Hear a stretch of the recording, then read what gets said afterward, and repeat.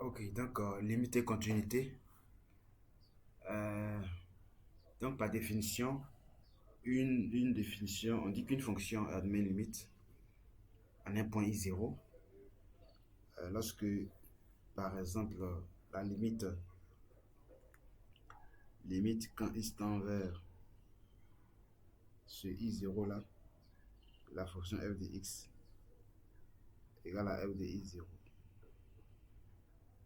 Voilà. Et donc, dans un premier temps, il faut que i0 soit dans l'ensemble des définitions. Donc, i0 appartient à l'ensemble des définitions. Et la limite quand x tend vers i0 de f de x là, c'est la même chose que l'image de i0 par f. Alors on dit que f est continu sur en i0.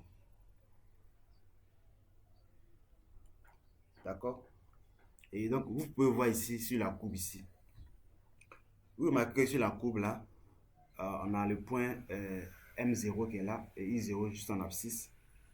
Et vous voyez que quand on projette I0 sur la courbe, on voit clairement que ça admet une image, puisque il n'y a pas de creux. D'accord? Il n'y a pas de creux. Donc ça admet une image.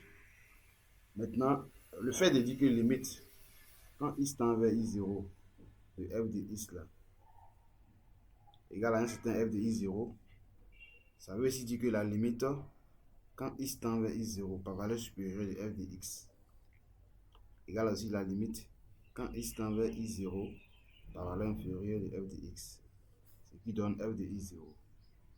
Donc une fois que tu as une limite qui vérifie ça, c'est que c'est la même limite par valeur inférieure et c'est la même limite par valeur supérieure. D'accord? Mais il peut y avoir des limites. Une limite par valeur inférieure qui est différente d'une limite par valeur supérieure. Mais si la limite par valeur inférieure d'une fonction est égale à la limite par valeur supérieure d'une fonction, ça veut dire que la limite de cette fonction est, est l'élément trouvé, la limite trouvée. D'accord? Et donc ici, alors on dit que la limite, je vous montre déjà une image de fonction continue sur un ensemble sur un intervalle, mais discontinue en un point. Regardez par exemple dans cette coupe, vous voyez que la limite, si on veut calculer la limite quand x tend vers i0 de f de x, ça donne un L, ça donne L, alors que la fonction n'est pas continue en i0. C'est-à-dire que f de i0, ça n'existe pas. Il y a un creux dans la courbe. Donc il n'y a pas d'image. Alors quand on projette x0 sur la courbe, ça coupe en M0, mais il y a un creux. Le creux veut dire qu'il n'y a pas d'image. Alors donc quand on projette sur l'axe des abscisses, il y a les ordonnées, il n'y a rien. Mais la fonction admet effectivement une limite qui est L. C'est-à-dire que la fonction, quand on migre vers I0, la fonction a tendance à aller attendre vers L. C'est sensible en fait. Mais la fonction n'est pas définie en I0 ponctuellement. Donc ça veut dire que I0, même f de I0, est différent de L. D'accord? F de I0 est différent de L. Alors on dit que la fonction n'est pas continue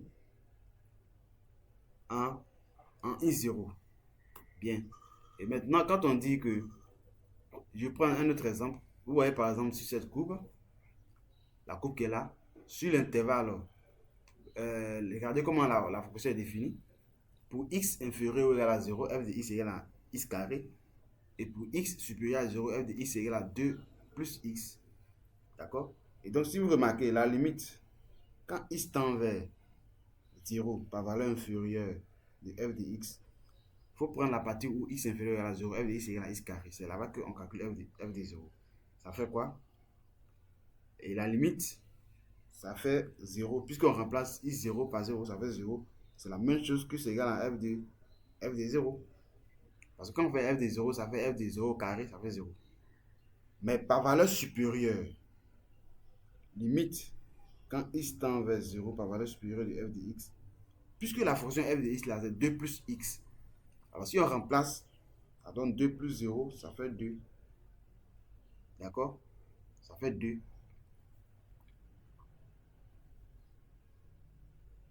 Et donc, ces deux-là, donc vous voyez que la limite par valeur supérieure est différente de la limite par valeur inférieure, qui est f de 0. D'accord? Et donc, la limite en 0 n'existe pas. Dans ce cas, la limite en 0 n'existe pas. Puisqu'il n'y a pas de limite par valeur inférieure, la limite est différente de la limite par valeur supérieure. Donc, f ne peut pas être continu en 0. D'accord? Dans ce cas, on dit f n'est pas continu en 0 parce que f ne vérifie pas cette propriété. D'accord? La limite, quand x tend vers 0, de f de x là, c'est différent de f de 0. Puisque la limite par valeur inférieure est différente de la limite par valeur supérieure en 0. Donc, on dit que ce n'est pas continu. D'accord? Donc, si je prends un exemple terre à terre de limite de continu, je peux prendre par exemple f de x égale x carré plus 1. Vous voyez que d de f égale à quoi? D de f égale à r. Car c'est une fonction polynôme. C'est une fonction polynôme. Toute fonction polynôme est définie sur R. D'accord? Et toute fonction polynôme est continue. Et donc, on va en arriver. D égale à R. Donc, on veut voir la continuité en 0 par exemple. Et donc, pour montrer qu'une fonction est continue en un point, il faut d'abord vérifier que ce point appartient à l'ensemble de définitions. Ici, 0 appartient à R. Deuxième point, on va calculer f de 0. F de 0 égale à combien? Ça fait 0 carré plus 1, ça fait 1. Deuxième point, on va calculer la limite. Limite, quand x tend vers 0 de f de x, effectivement, c'est la même chose. Ça fait 0 carré plus 1, ça fait 1. D'accord? Ce qui fait f de 0. Alors, la fonction est continue en 0. Bien, continuité sur un intervalle donné. Je peux prendre par exemple l'intervalle 0 et puis 4. D'accord? F, une fonction f est continue sur un intervalle donné que je vais appeler k par exemple. K, lorsque elle est continue sur chaque point de l'intervalle. Chaque point de l'intervalle. C'est-à-dire que pour tout point que nous allons prendre dans l'intervalle, la fonction est continue sur ce point. Alors on dit que f est continue sur l'intervalle donné. D'accord? Alors on dit que la fonction est continue sur l'intervalle donné.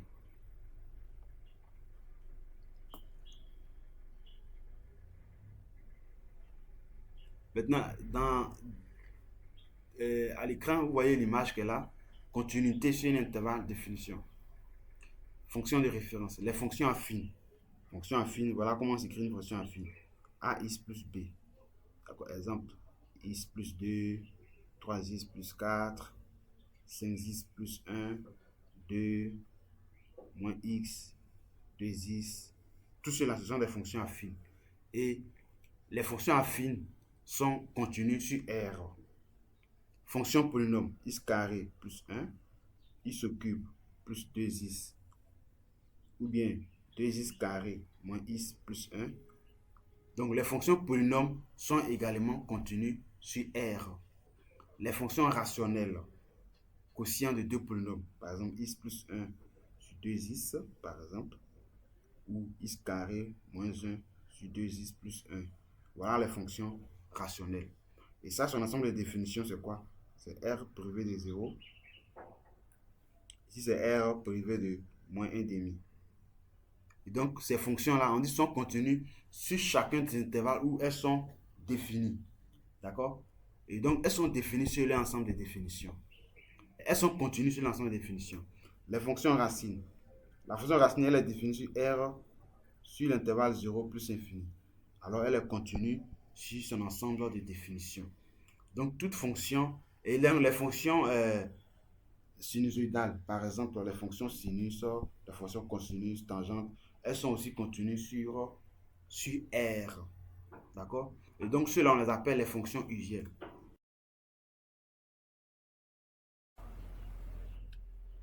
Bien, on va maintenant voir ici prolongement par continuité. Et donc, par définition, donc, il y a des fonctions qui sont... il y a des fonctions... On peut tomber sur une fonction qui est... On a dit que par définition, une fonction est continue si dans un premier temps, elle est continue en un point I0, si dans un premier temps, ce point I0 appartient à l'ensemble des définitions. Ensuite, la limite existe. La limite en ce point, elle existe et elle est finie. Voilà la continuité. Mais il se trouve que il y a des fonctions qui ne sont pas définies en un point. Mais quand on calcule les limites, ça existe. D'accord? C'est-à-dire la fonction n'est pas définie en un point. Mais quand on calcule la limite de cette fonction, la limite existe. C'est-à-dire qu'on tombe sur une limite finie. Alors on dit que cette fonction, elle est prolongeable par continuité. Donc ce qui manque, c'est le creux là. Quand vous voyez la courbe, quand on construit une courbe de continuité, on peut avoir une fonction comme ça. Et puis on va avoir un creux ici. Et puis la fonction va continuer. Donc là, la fonction n'est pas continue. Mais quand on calcule la limite, on trouve une valeur. D'accord? On trouve une valeur A par exemple. Et donc, on dit que on peut boucher ce trou-là. On peut boucher cela. On peut corriger le problème en fait. On corrige l'erreur pour avoir une bonne fonction à ce niveau. D'accord? Pour avoir une bonne fonction. Et là, on dit qu'on parle de prolongement. C'est-à-dire qu'on prolonge notre courbe. D'accord? On prolonge en corrigeant les creux. Il peut y avoir peut-être un creux ici, un autre creux ici. Donc, si la limite existe et qu'elle est finie, alors on peut prolonger la fonction par continuité. Je vais rapidement prendre un exemple. Un exemple. Et donc, vous avez, on a par exemple la fonction f de x égale. Pour ceux qui ont suivi la vidéo, on a déjà même calculé la limite de cette fonction. C'est une de i sur x. D'accord? Et cette fonction-là, rapidement, d de f égale à r privé de 0. D'accord? Puisque la fonction le dénominateur doit être différent de 0. D'accord? Donc r privé de 0. Et on sait que ça, c'est une limite de référence. C'est une limite de référence. Limite quand i tend vers 0 de cette fonction-là, ça fait 1. D'accord? Et donc, vous voyez que la fonction n'est pas définie en 0, mais admet une limite finie. D'accord? Alors, on dit que la fonction g, on peut définir une autre fonction qu'on va appeler la fonction g, définie sur R par... Et donc, on corrige le problème. Quand x est différent de 0, on prend g de x égale à notre fonction f de x. Et quand x égale à 0, g de 0 égale à 1. Voilà. Et donc, dans le premier cas ici, cette fonction-là, elle n'est pas définie en 0, f de 0 n'existe pas. Mais comme la limite égale à 1, on peut créer une autre fonction g que lorsque on a un problème en 0, on n'a pas de problème. Lorsque la partie où on n'a pas de problème, on appelle f de x. Cette fonction s'appelle f de x. Et la partie où on a problème, on pose la limite qu'on a trouvée là. On pose cela en ce point de discontinuité. Alors, on a corrigé le problème. Alors, on parle de prolongement par continuité. Et on dit que f est prolongeable par continuité en 0 et sa fonction prolongée est la fonction g définie par, et puis on définit comme ça. D'accord? J'espère que vous avez compris. Je vais rapidement prendre un exemple. Un exemple. Exercice. Je prends la fonction f définie de r vers r par f de x égale à x moins 9 sur racine de x moins 5 moins 2. Je vais bien placer ce truc. Hop. Ok. D'accord? Donc, on veut montrer que f admet en 9 un prolongement par continuité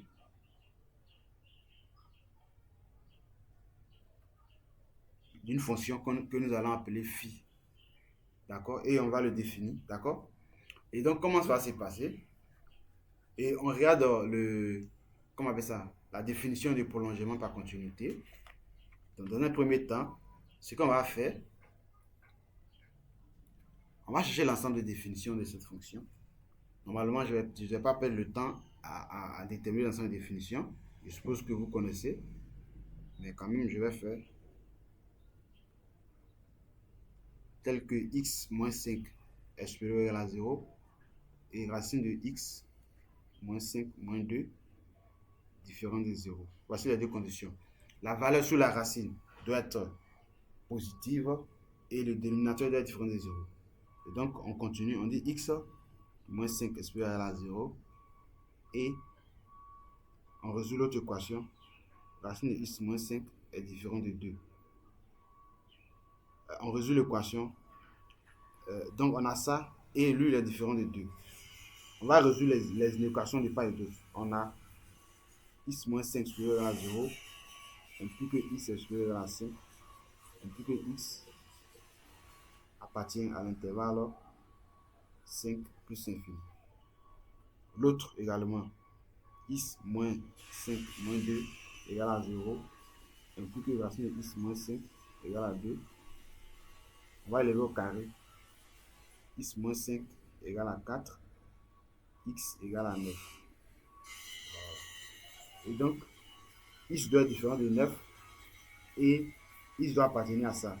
Donc, d de f égale à l'intervalle 5 plus l'infini, plus v de 9. Voilà. Et ça, on l'écrit 5 où v est 9, union 9 plus l'infini. Voici notre ensemble de définitions ici. Et donc, pour tout x appartenant à d de f, donc ce qu'on va faire, puisque la fonction n'est pas définie en 9, donc on peut continuer à vérifier le prolongement. On va calculer la limite en 9 de cette fonction. Et on voit que ici, on remplace x en 9 de cette fonction. On va calculer la limite aux bornes en 9. Et donc, quand on regarde dans notre fonction ici, si on remplace x par 9, on aura quoi? On aura x, on aura 9 moins 5 moins 2. Ce qui donne racine de 4 moins 2, ce qui donne 2 moins 2, ça fait 0. Et donc, on a une fonction qui s'annule et en haut donne 9 moins 9, ça fait 0. Donc, on a 0 sur 0. Et ça, c'est une forme indéterminée. Et je vous ai dit que forme indéterminée et qu'on est dans un cadre de racine, il faut utiliser expression conjuguée. On a f de x égale x moins 9 sur racine de x moins 5 moins 2. Alors, on va exprimer notre expression conjuguée, ça fait x moins 9, x moins 5 plus 2. Et en bas, ça fait racine de x moins 5 moins 2, facteur de racine de x moins 5 plus 2. D'accord? Et on va arranger. En haut, donne x moins 9. Racine de x moins 5 plus 2. En bas, fait a carré moins b carré. Ça fait x moins 5 moins 4. Et donc, quand on va arranger, ça donne en bas, ça fait x moins 5, ça fait x moins 5 moins 4, ça fait x moins 9.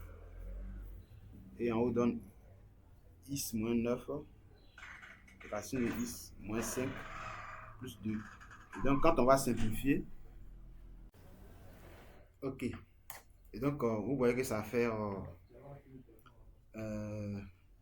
racine de x moins 5 plus 2, d'accord? Et donc, on a fini la simplification, il n'y a plus de problème, hein. Et on peut maintenant calculer la limite. On peut maintenant calculer la limite. Limite, quand x tend vers 9, de f de x égale à la limite de ça, on remplace. Ça fait racine de 9 moins 5 plus 2. Ce qui fait 4. D'accord? Ce qui fait 4. Et donc,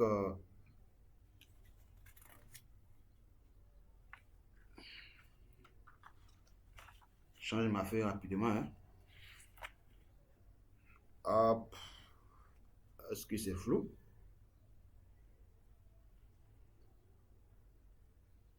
Bien. Et donc, ça fait 4. Ainsi, on a limite quand x tend vers 9 de f de x égale à la limite quand x tend vers 9 de racine de x moins 4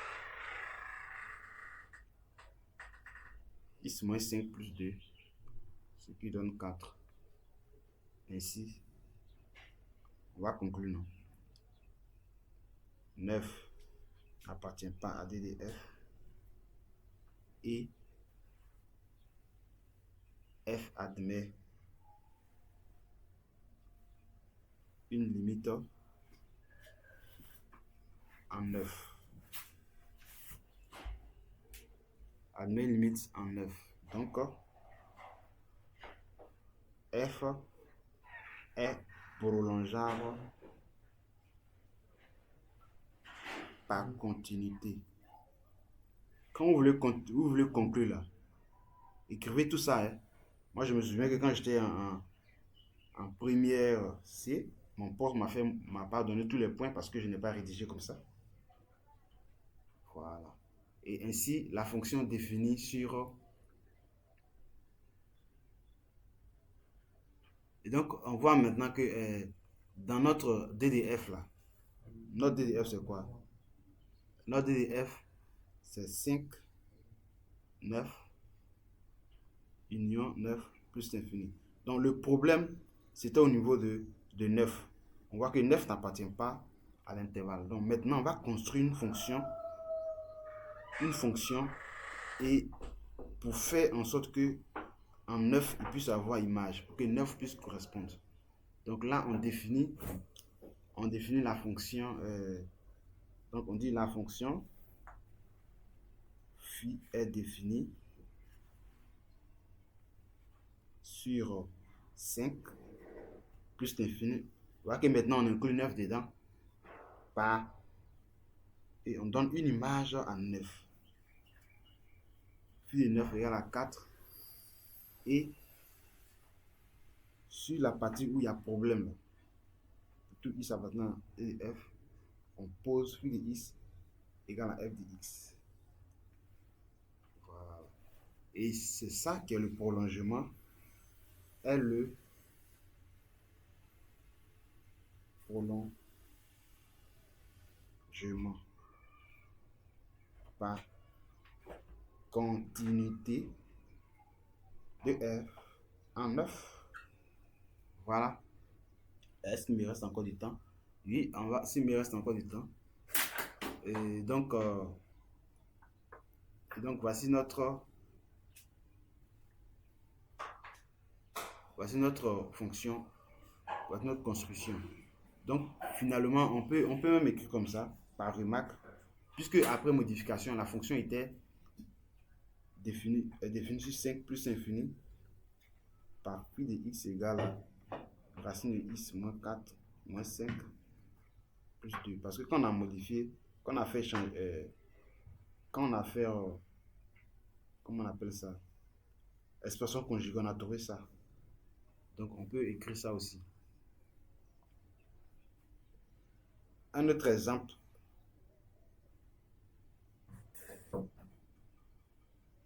On prend ici, pour tout x, on prend la fonction ça, j'ai défini sur l'intervalle R privé de 0, 1, moins 1, par G de x égale x carré plus x sur x carré moins valable sur x. Voilà.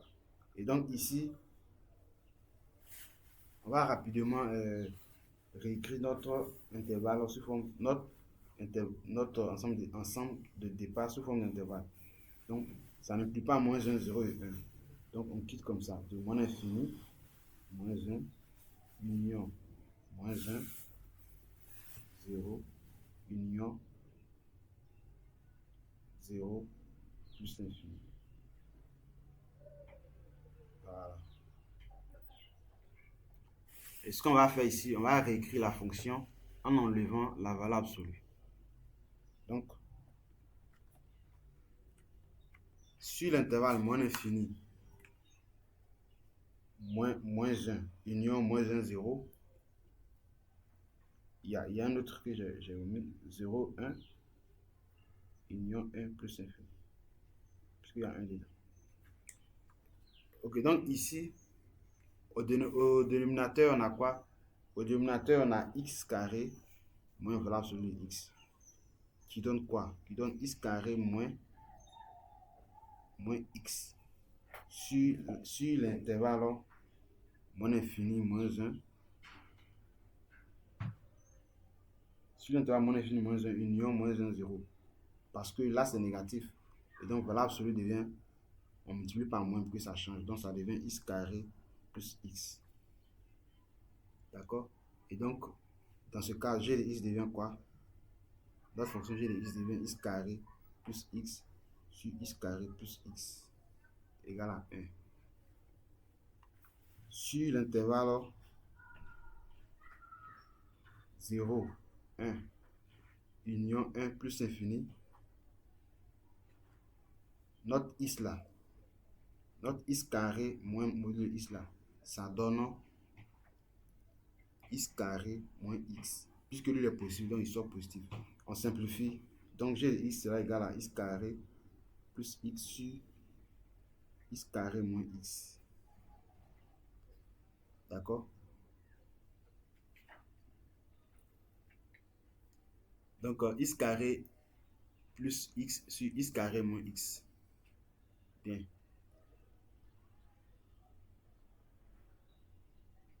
Et donc ce qu'on va faire, et donc on va calculer les limites. On a limite quand x tend vers 1, 0 par exemple, limite quand x tend vers 0 par valeur inférieure de g de x. Quand on veut calculer, on prend où? Quand on dit par valeur inférieure là, il faut chercher l'intervalle par valeur inférieure de 0, c'est ici.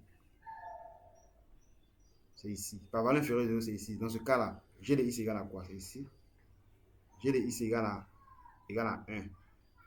Donc la limite donne, comme c'est une constante, la limite donne 1. On va calculer la limite aussi par valeur supérieure. Limite par valeur supérieure de g de x, c'est ici, c'est l'intervalle ici de 0. C'est à droite de 0. À droite de 0, la fonction donne ça. D'accord? Et donc ici,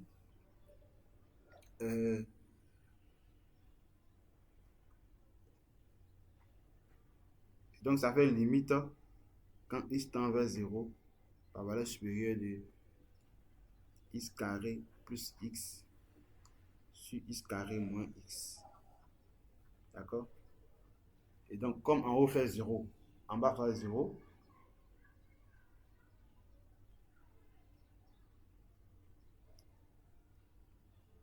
on va mettre x en facteur. Il va rester x, ça fait limite x plus 1, facteur de x, x moins 1. Limite quand x tend vers 0 par valeur supérieure, égale à la limite quand x tend vers 0 par valeur supérieure, on simplifie par x plus 1 sur x moins 1, ce qui donne 0 plus 1 sur 0 moins 1, ça fait moins 1, qui est différent de la limite à droite qui est 1. Donc ici, on ne peut pas parler de prolongement. Donc la fonction n'est pas continue en 0, donc elle n'est pas prolongeable en 0.